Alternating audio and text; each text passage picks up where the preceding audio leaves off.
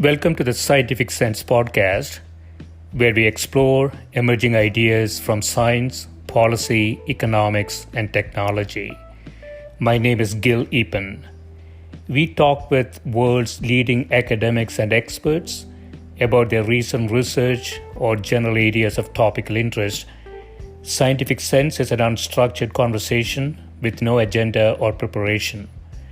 We cover a wide variety of domains where new discoveries are made and new technologies are developed on a daily basis. We are most interested in how new ideas affect society and help educate the world how to pursue a rewarding and enjoyable life rooted in science, logic, and information.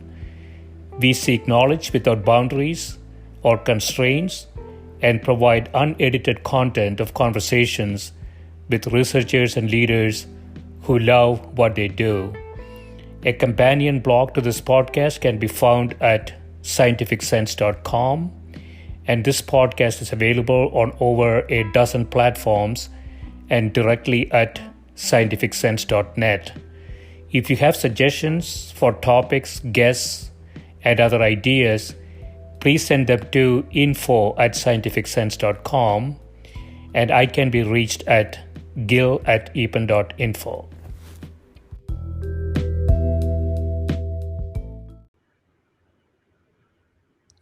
My guest today is Professor Gerry Leisman, who is Professor of Neuro and Rehabilitation Sciences at the University of Haifa and Director of the National Institute for Brain and Rehabilitation Sciences in Nazareth, Israel. He is Editor-in-Chief of the journal Functional Neurology, Rehabilitation, and Ergonomics. He is a Fellow of the Association for Psychological Science. He is a Senior Member of the Engineering in Medicine and Biology Society in IEEE, and a Life Fellow of the International Association of Functional Neurology and Rehabilitation. Welcome, Gerry. Good afternoon. I want to start with one of your papers entitled The Neurological Development of the Child with the Educational Enrichment in Mind, in which you say early life events can exert a powerful influence on both the pattern of brain architecture and behavioral development. The paper also examines the nature of nervous system plasticity, the nature of functional connectivities in the nervous system, and the application of connectography to better understand the concept of functional neurology that can shed light on approaches to instruction in preschool and primary education. Could you talk a bit about that paper? Of course. Probably should need some background before we begin. Yeah. At conception, a single cell, now fertilized, is 1/175th of an inch in diameter. Sometime during the course of the next 2 years and 9 months, and I'm not getting into a political debate about what happens before birth, roughly about 60% of the adult brain is developed, and over the course of early childhood, roughly about 90%. So most of the brain develops from conception through the first few years of life. Yeah. The brain has a tendency to, the brain is plastic. That means it's malleable, it's flexible, and it's highly receptive to learning. The reason, in fact, that we have a brain at all is because we move. Right. And if we didn't move, we probably would have no reason for a brain. So, for example, you can take the sea anemone, or the sea squirt, rather, that floats around the ocean, and with a brain, or a rudimentary brain and nervous system, and when it finally finds a rock on which to attach itself, it no longer has a need for a brain because it's not moving anywhere, and so what it proceeds to do is to digest its nervous system. So movement is critical to the whole issue of brain development, and underneath that is the notion of neuroplasticity, which is the flexibility of these kinds of connectivities. Yeah. So, for example, you can have a child with a condition like Rasmussen syndrome, which is a form of intractable epilepsy, usually starting prior to the age of about 3. And unfortunately, the treatment for that, the accepted treatment for that, is hemispherectomy. That is the removal of half the brain of the young child. However, the consequences of that kind of drastic surgery are really not that great. There may be some spasticity, lateralized, but in fact, the child progresses cognitively and motorically normally. On the other hand, if you did the same thing to an adult, you would render that adult profoundly impaired in so many, many different ways, depending upon where the surgery is. Yeah. So you can see fundamental differences in how it is that the brains of children are developing versus what has happened after that development in the case of the adult model. So what that means in very practical terms is that the brain in early childhood is malleable, it's flexible, it's plastic, and it's highly receptive to learning, to cognition, to interaction with the environment that's laid down pretty much early in life. And we build connections, these connectivities allow us to automate behavior without thinking about it too much because it's more optimal that way. Right. But it doesn't mean that it's not amenable to change. So I guess the answer to your question is early childhood is the place for early education and educational intervention because of the nature of the brain and the nervous system, Yeah.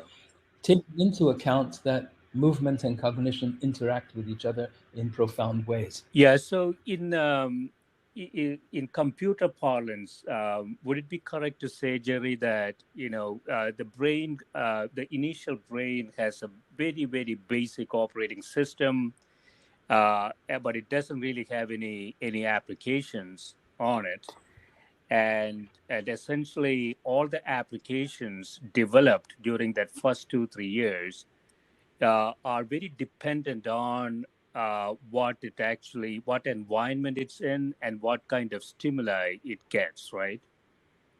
Correct. Well, I'd be a little careful about using, Yeah. I live in the world of computer science. I'd be a little careful about using computer Yeah. analogies. The reason is because the brain, well, computers operate in terms of zeros and ones. Yeah. The brain kind of does that. It doesn't actually do it, but it kind of does that because if we were to take a look at the inner workings of dendritic networks, we'd probably see those that would be associated with excitatory versus inhibitory networks. And that would be roughly equivalent to the concept of zeros and ones. But it really isn't the same thing because in the case of computers, you're dealing with digital circuits, electricity at 186,000 miles per second. Whereas in the case of electrochemical transmission, you may be talking numbers like anywhere from about 1 or 2 to 15 meters per second. Yeah. So it's a whole lot slower. But yeah, it's useful for us to better understand how it is the brain functions by looking at computer analogies. And so back to your question, the one can look at the fact that we're born with a fundamental operating system. We can see that in the terms of primitive reflexes that disappear after the first year of life. And what the child's function is, what the neonate and infant's function is to develop as many apps as possible, using your Yeah. term, which really are laying down automated networks and circuitry so that behavior becomes more automatic in nature. But yeah, you could conceive of brain development as a operating system at birth and apps developing over the course of the first bunch of years of life. Right. Right. And this has been sort of the understanding, right? We have always been told that the first few years are very important from a brain development perspective. And even, they were, and I want to get your perspective on it. Even before birth, exposing the brain to music and other types of things um, were considered to be good things. Is there any data around that we can see? Well, I need to be careful with this response. We're doing a fair amount of work in fetal behavior Yeah. right now.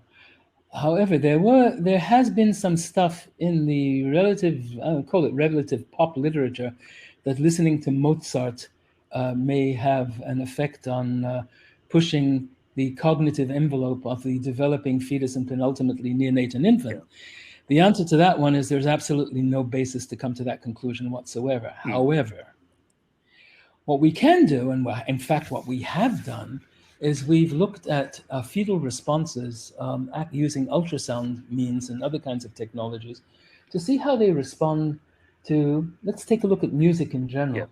So that if you introduce a fetus to music during the course of pregnancy, and then post-pregnancy, after birth, they're introduced to many different kinds of music, there will be a preferable responsivity to the music that was heard during fetal development.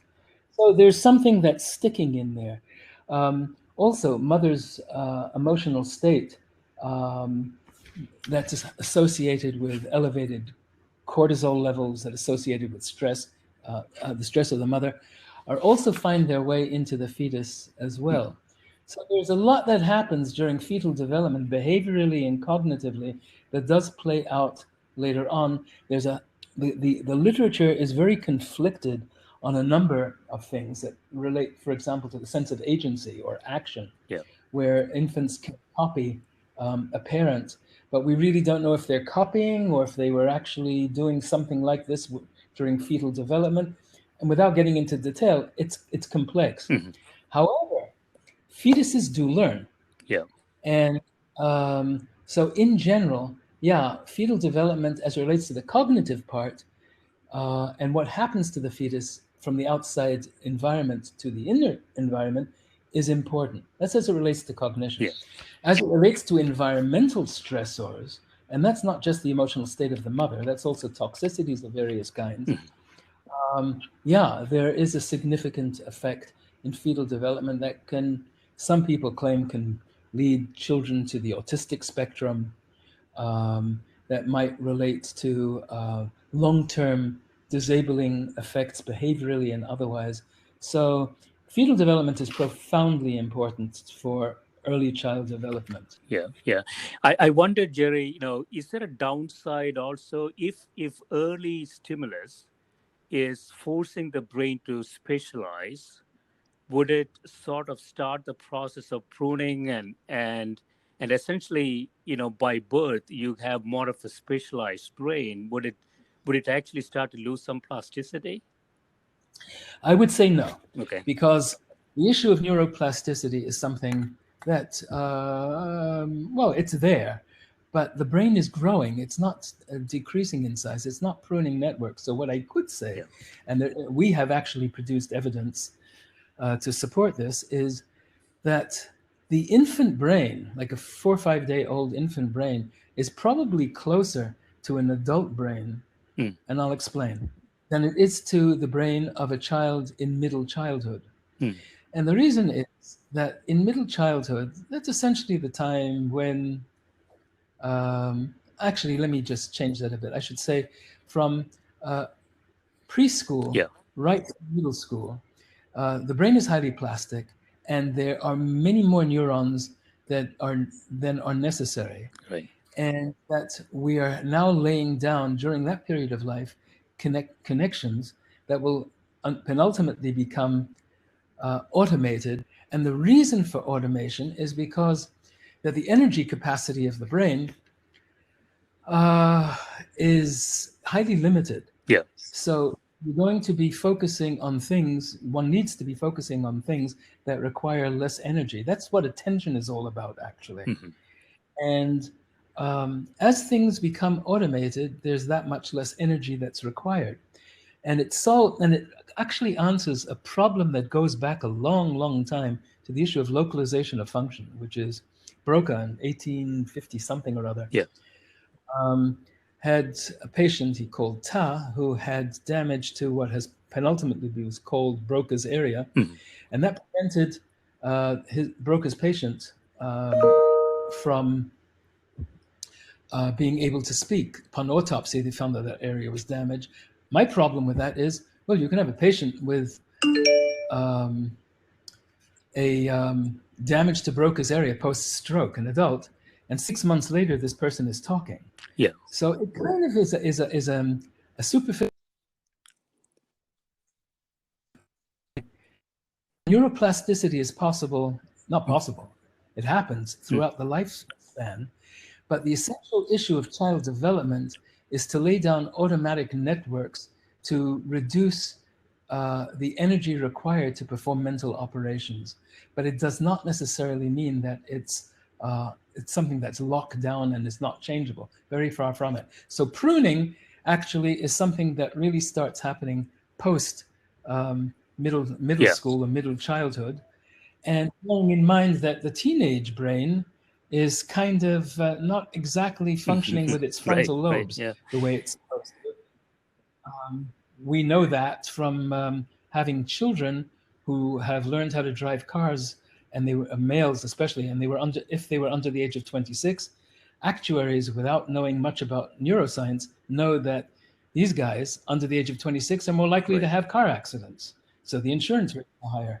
But that's essentially the reason for it, which is that's the last part of brain development, is the frontal lobes. So plasticity then is something that does not really start. I'm sorry, I should say that pruning is something that does not really start during fetal, neonatal, and infant development, but does later on. So let's think about the education component here.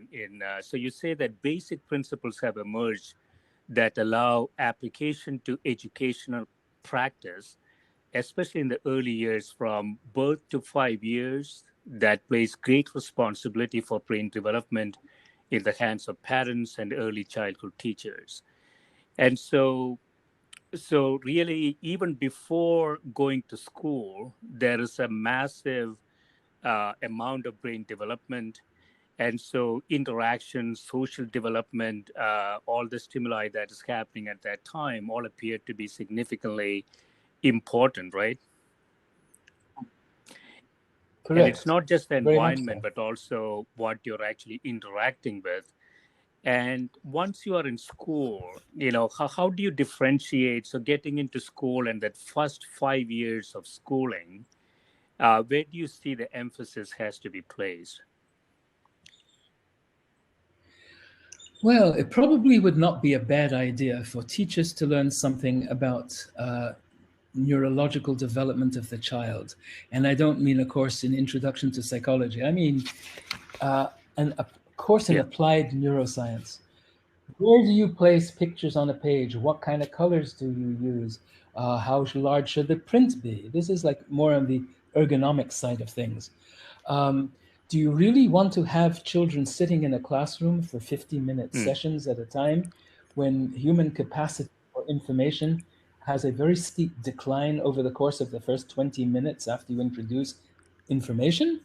Well known over many, many years, going back to the work even of Mackworth in the 1940s. So that's kind of missing, and it would be a really great idea to have a field of neuroeducation. Maybe someone will listen to this, maybe we'll do it. But yeah, the neurosciences need to be integrated into the classroom somehow or another.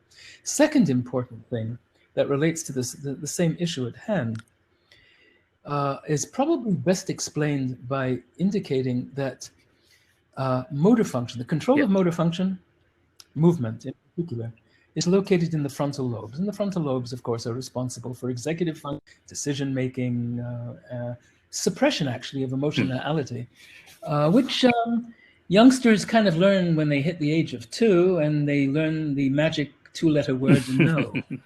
Right. Well, my children are in their 40s, most of them. And I haven't forgotten about the terrible 2s. However,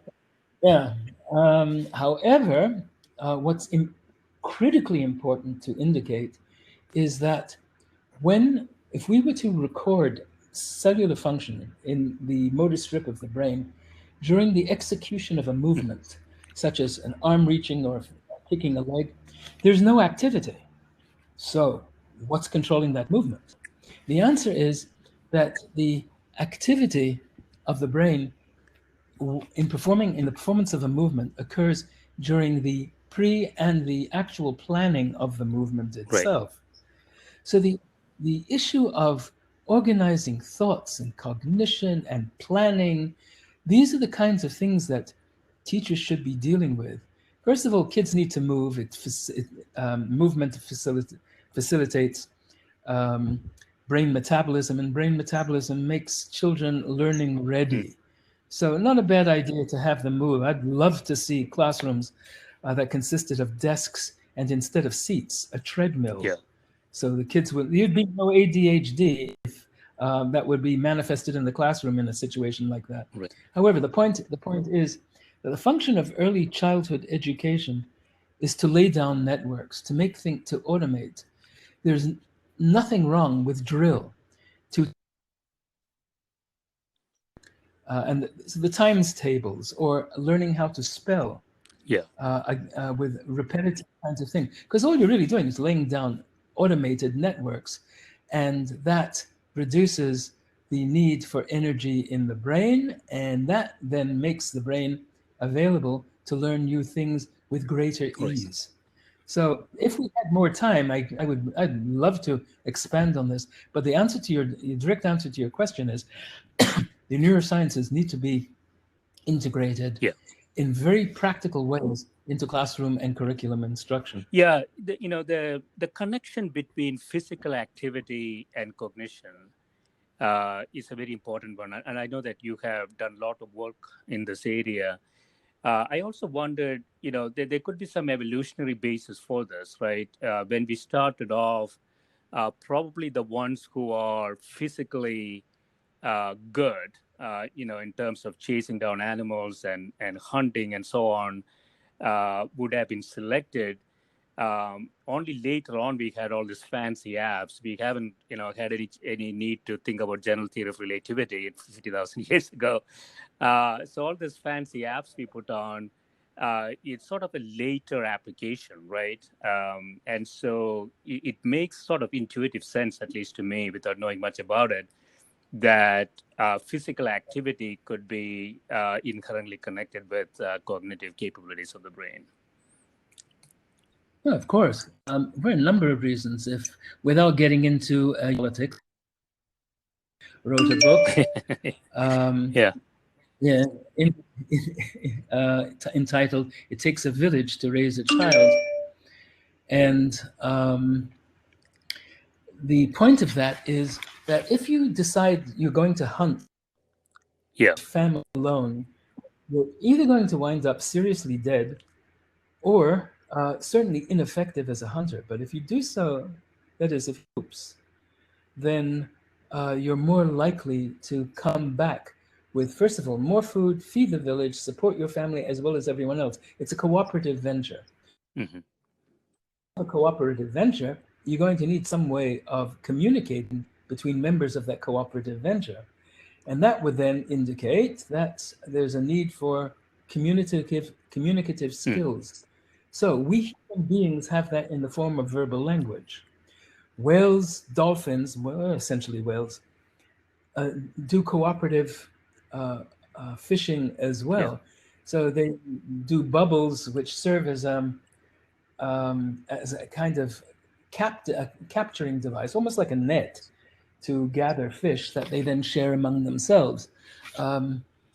Seals can do the same sort of thing as well. So cooperation has something to do with language. As it relates to living in a village, well, or hunter-gatherers, we still have the need for communication, but we have the need for developing tools. Right. And we have the need for bipedalism, not a natural thing, actually. Bipedalism causes a lot of damage to osseous structures, the spine and knees especially. But we have that so that we can walk, we can run, we can get away from danger. But as I said before, the application of motor function, or rather motor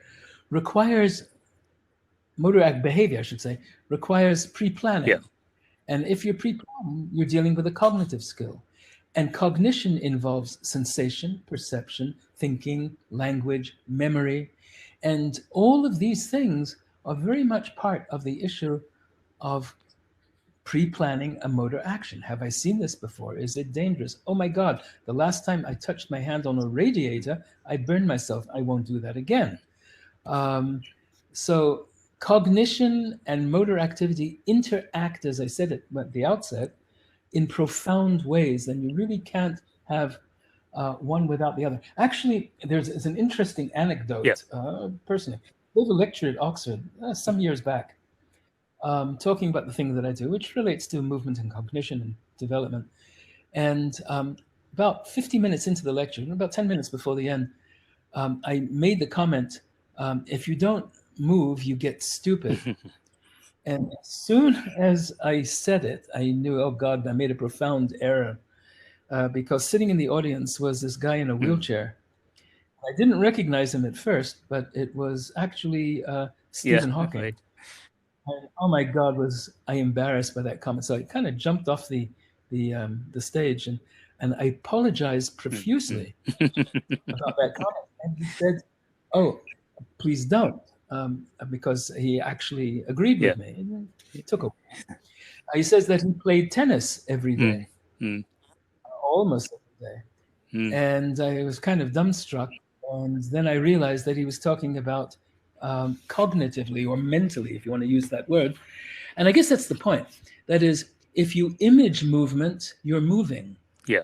So when I say movement, I don't necessarily mean, I would like it to mean actual movement for various physiological reasons of benefit to the human being.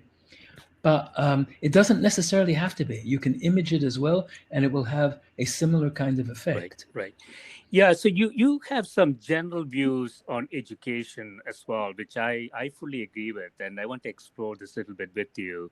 You say that most currently prevailing patterns of education are heavily biased towards left cerebral functioning and are antithetical to right cerebral functioning. So reading, writing, and arithmetic are all logical linear processes, and for most of us are fed into the brain through our right hand. And most education policies have tended to aggravate and prolong this one-sidedness of the brain.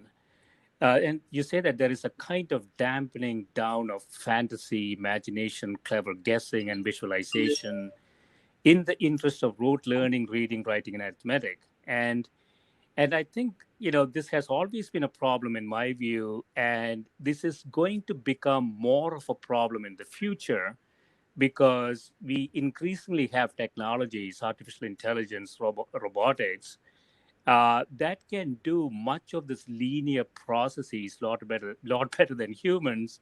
And so, if we are churning out sort of human robots out of education institutions, I think we're going to have a problem. I want to get your perspective on it. Oh, I couldn't agree more. One of the actually one of the biggest problems that I have had with my doctoral students, including my current ones, hopefully they're not listening to this, is they're brilliant, almost to a person. I mean, they're really, really smart people. They tend not to be particularly creative, and they get into trouble because of that. And my job is to try to open up those vistas for them as their mentor. Yeah. And in most cases, not in all, but in most cases, I've been pretty successful. And these guys have gone on to major careers, and they make me look good. But it's not without a big fight. I've had an awful lot of stuff to undo. Yeah. So, for example, if I ask them, give me 3 uses for a brick and a coat hanger, they're going to look at me like I have 2 heads. Like, what does it have to do with what it is that I'm up to? I don't particularly care about their application, what it is that they're working on. As it relates to their doctorate, I mean, to the actual degree process. I care about getting them out and turning them into creative scientists. That's an uphill battle. Yeah. And the reason it's an uphill battle from my perspective is because they've been through the traditional school system. Right. And the traditional school system, as you have indicated, is very much geared to linear thinking, and it has its place. So I had taught engineers in the past. I don't do that anymore because they drive me crazy. You cannot, in my opinion, is if you're going to develop a research and development unit in a corporate environment, do not hire an engineer as head of R&D. Hire an R&D expert to do R&D and have it market driven. You put an engineer in, you'll never get the product. You'll never get the product out. They're looking for 100% solution. No such thing. Companies are take into account the issue of returns and factor that into the equation of the cost to develop product. So it's because of the nature of linear thinking, I think, which is rampant in the school systems in public school education worldwide, and probably in private school education as well. You don't necessarily get more for your money. Right. That's as long as you're doing the same thing.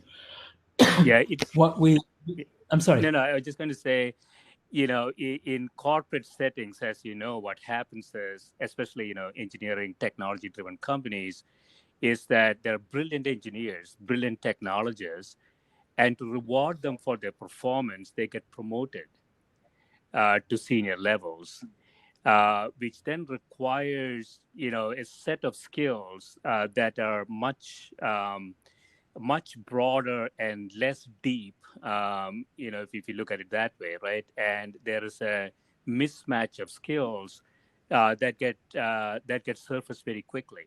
And so, this happens in every technology-driven company fairly quickly. Well, you're basically supporting the Peter principle, which indicates that people are promoted on the level of their inefficiency, so that you keep on getting promoted until you get to a particular level where you don't do as well as you did before, and that's where you stop, and that's how corporations are run. Right.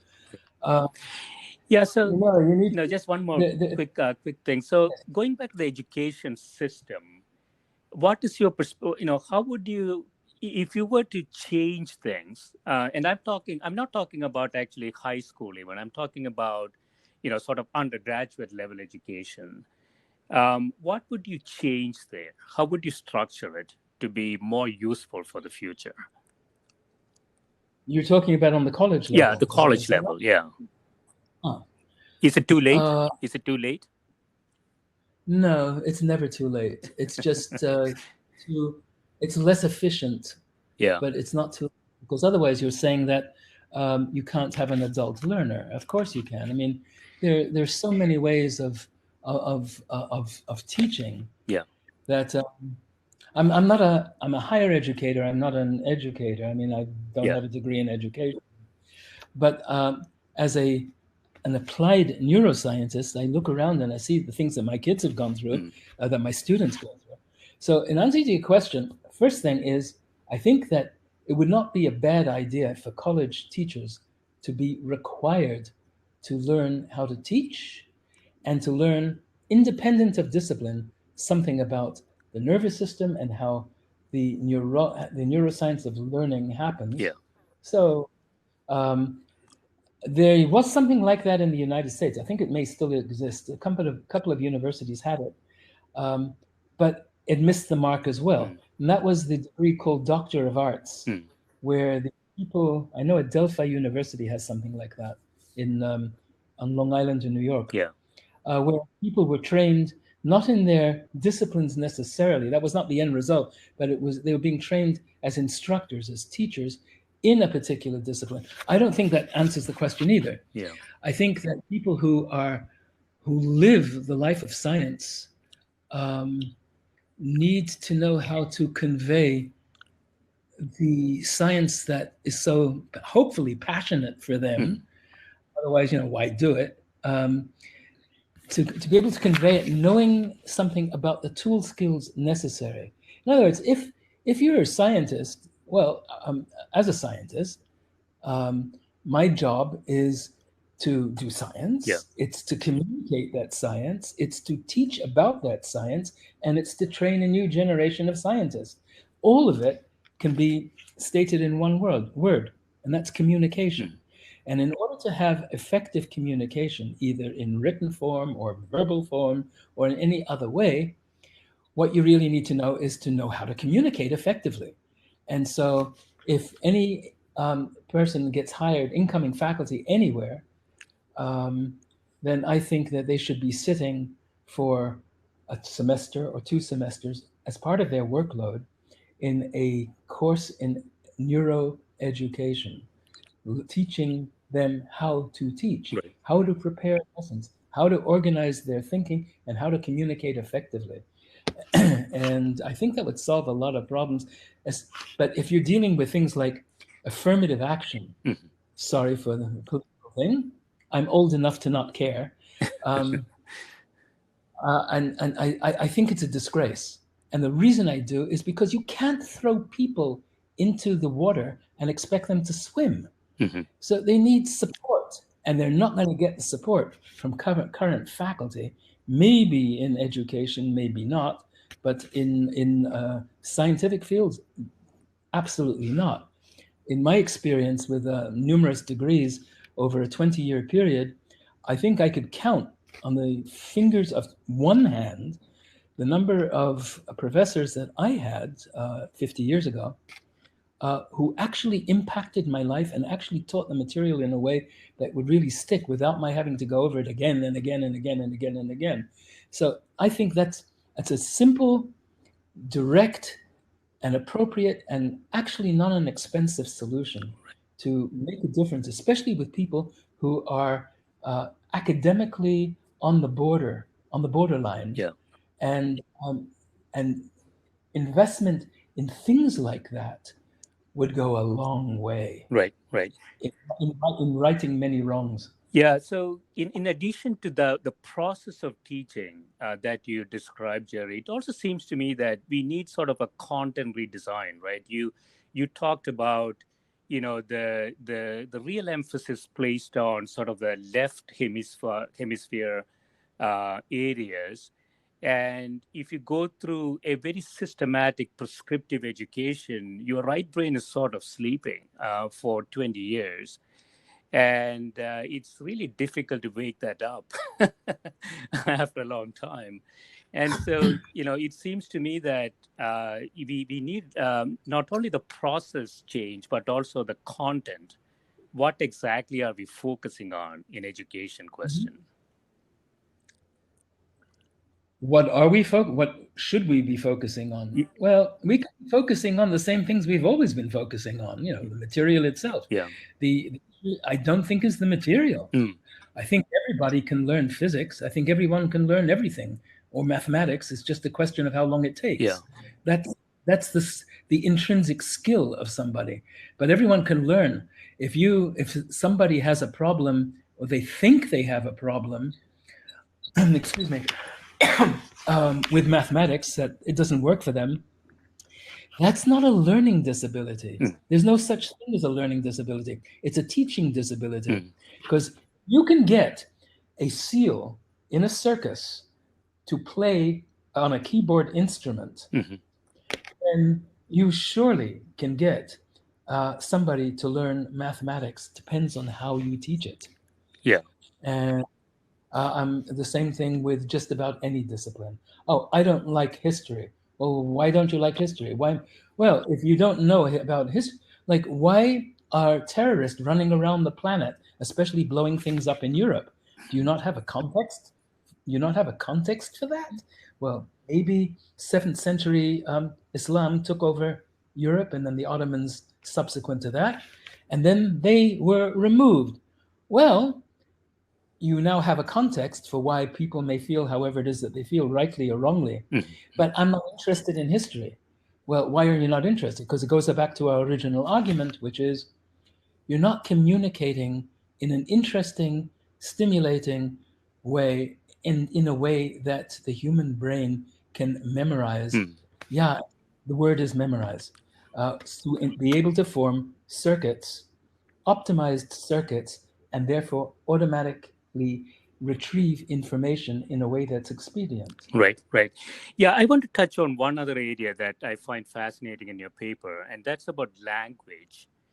and especially second language, how the brain processes, somebody's second language. And you say that sort of the whole brain lights up in the case of second language. And I have read somewhere a long time ago that because of that lack of efficiency, and I grew up in South India. I started picking up English when I was 21 years old. And because of that inefficiency in the brain in terms of the second language processing, it sometimes shows up as an accent as well, right? And I didn't really know till I read your paper that you can actually see the whole brain sort of lighting up when you start to talk in a language that wasn't your first language. Yes, very much so. Bilingualism is a fascinating thing. It's not what I do, but it is a fascinating thing in the context of what I do. Yeah. Bilingualism renders the child delayed in both languages, or three languages, or multiple languages, as the case may be. But when they are caught up in both languages, equivalent to wherever it is that where they're living, yeah, then they're equally efficient in all languages, and it's one brain area that's involved, and the optimization issues that we spoke about earlier kick in.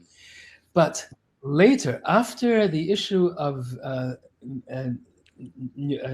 the pruning of cells kicks in, we become less efficient in it. And efficiency is going back to what I said earlier about the issue of expenditure of energy. Yeah. You're going to have more energy expended if you don't have an automated circuit than if you do have an automated circuit. So you can take a person who is a professor of French or Romance languages, for whom French is not his or her native language, yeah, and you will find gross inefficiencies, that is, multiple areas of brain operating when he's using French as compared to English, if that's his native tongue, but you don't notice it. Right.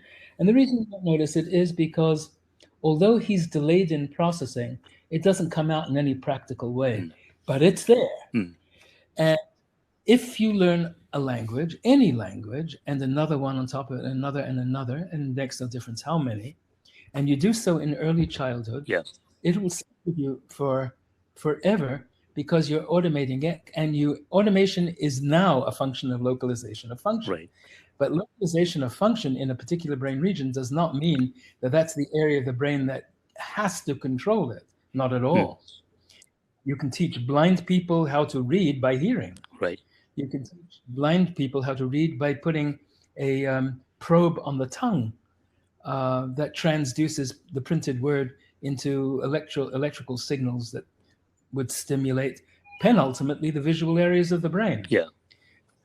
Yeah. So localization in this context, Gerry, means so when somebody growing up with multiple languages, all of them gets a sort of specialization in a localized area in the brain, whereas somebody who's trying to pick it up, let's say 20 years later, almost the processing of that language is not in the same area as the first one, right? Is that what you mean? Correct. Okay. Its representation is in areas other than in the native tongue. Okay. Also, I should add that it's very much age dependent, so that there's a difference between early bilinguals versus late bilingual versus people who have acquired the language later on in life. Yeah. The other area I want to just quickly talk about is also, how does the brain process numbers? And I had some views on that, but after reading your paper, it seems really, really complex. So what actually happens when the brain looks at numbers, compares them, try to figure out which one is higher than the other, so on. So what actually happens in the brain in that context? Oh God. Well, we have so many components necessary in order for me to effectively answer your question. So I can kind of do it a piece at a time. There's a significant difference between the processing of numbers, like 1, 2, 3, 4, 5, 6, 7, 8, 9, 10, or processing numbers backwards, 10, 9, 8, 7, 6, 5, 4, 3, 2, 1, or counting backwards from 100 by 7. I'm sorry, I am not doing. My father actually was able to do that automatically. I have no idea how that happened. But that again, some people can. Some people can ace it though. Yeah, well, I can't. So, and that's different than numerical reasoning. That if you have a train that starts at 7 o'clock in the morning in Boston, and a train in Grand Central Station in New York at 6:30 in the morning, the Boston train is going at 85 miles an hour, and the New York train is going at 95 miles an hour. Where do they meet on the map? That's numerical reasoning. Yes. Using numbers applied to that's not numerology. It's numerical reasoning. It's a different process, a different skill. If you're talking about calculus, or differential equations, that's also different. Also partly involved with numerical reasoning, but it's not geometry. Geometry is verbal reasoning applied to spatial reasoning, and it's a very different skill set. So I can't answer your question directly, but what I can say is that we try to automate numerosity as much as we can. Therefore, the times tables, the counting, mathematical, arithmetical operations, plus, minus, times, and division. And we need to separate that out from numerical reasoning, and each need to be taught separately, and then you need to put it back together. But at the end of the day, mathematics is a language, right? Not a rhythm. And so you can have a language impairment, for example, in verbal language, and not have any impairment in the more spatially oriented languages, like mathematics.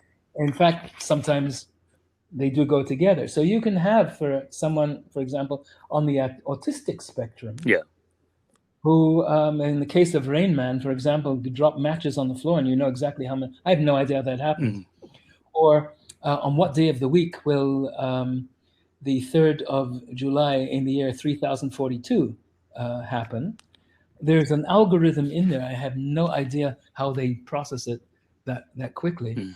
So I can't really answer your question as it relates to arithmetical, mathematical skills, other than to say that there are different operations that are associated with different components of mathematics, just as there are in verbal language. That is, there's a difference between expressive language and receptive language.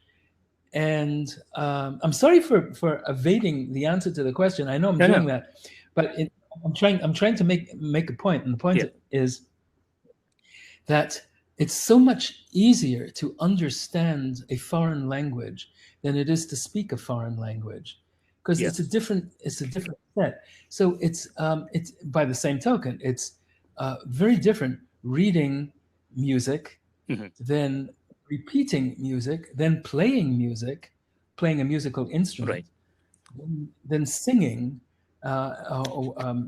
So we're dealing with different things. At the end of the day, we'd like to integrate this in one way, shape, or form.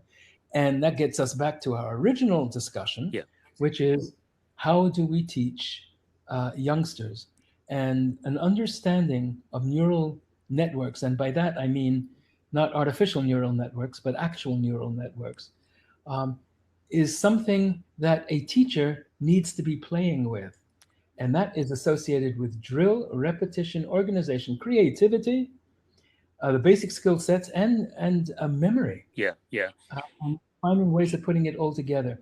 But the bottom line is, I believe that everybody can learn anything. It's just a question of how long it takes, maybe with understanding the nature of string theory being really hard. But in most instances of normal life, I think that it's we're missing something in how to teach. Yeah, it's interesting, the insight, what you said, mathematics is a language. So again, it is a very complex processing that may be happening both sides of the brain, and essentially, utilizing a lot of different sites rather than a specific localized thing, right? Yeah. Correct. It's like a case that I once had something to do with, pretty well known, Yeah. of a chorus master. I think he was in King's College, Cambridge, um, who had a brain infection and bilateral damage to the temporal lobes. This guy had a profound memory impairment, wasn't capable of learning anything new. However, he played the piano, played Bach just fine. Yeah. Um, he was capable of reproducing music from memory, Right. but he wasn't capable of remembering anything else. So what we need, maybe in kind of pulling all of this Yeah. together, we need a way of taking these independent skill sets like arithmetic and mathematics and reading and comprehension and spatial reasoning and visual planning and all the things that psychologists look at in IQ Yeah. tests, having them integrated on an ongoing basis, like not just teaching mathematics, but teaching mathematical problem solving, spatial reasoning, pushing creativity. Back to my original Yeah. Yeah. example. Give me 3 uses for a brick in a coat hanger. Or here's a box of thumbtacks. Thumbtacks are out, and here's an easel. What can you do with the empty box of thumbtacks, the thumbtacks, Right. and a candle? These things don't go together. How do you put them together, and why would you want to do that at all? That's right. That's right. Yeah. So in conclusion, Gerry, just if you look forward, say 3-5 years, where do you see we will make the biggest discoveries in neuroscience, generally speaking? Well, I think we're doing it on a daily basis. I don't think the textbook from 2 years ago is valid in many respects Yeah. today. We've learned so much about how the brain organizes. We've learned a lot about networks. We've learned a lot about how the brain responds to external stimuli, like transcranial magnetic stimulation. We've learned to take people out of minimally conscious states. We've learned something about brain-computer interfaces. So things are changing on a moment by moment basis. Unfortunately, it hasn't hit the educational Right. system in the same way it hit medicine. Yeah. So me having come out of the world of medicine and having looked around at what the problems the medical field has, well, I mean, the institute that I formerly headed was looking at novel solutions to quadriplegia, to people who were injured, to exoskeletons, to brain-computer interfaces. But I can't really say the same thing looking at textbooks that are placed on children's desks, how they're organized. I can't believe that we haven't. We have technologies. I mean, people are using iPads and kids are using iPads. Yeah. Isn't that nice? But where's the information? How is it presented? What's the color contrast? What point sizers are you using? How much control does the kid have in the speed of learning? And why are you having kids in a classroom? Why are you not providing enrichment experiences? Why is there a resource teacher for special ed, whereas there isn't for 36 kids, 36 to 40 children in a classroom who don't have a resource room instruction? And why are they all together? Why do you assume that they're all learning in the same way? Right. And on and on and on Yes. and on Yeah. like that. Yeah. So education is where we could make a huge impact. So this has been great, Gerry, and I really appreciate the time that you spent with me. And good luck with all your research. Thank you very much. Thank you. It's been an absolute pleasure. Thank you. Bye. Take care.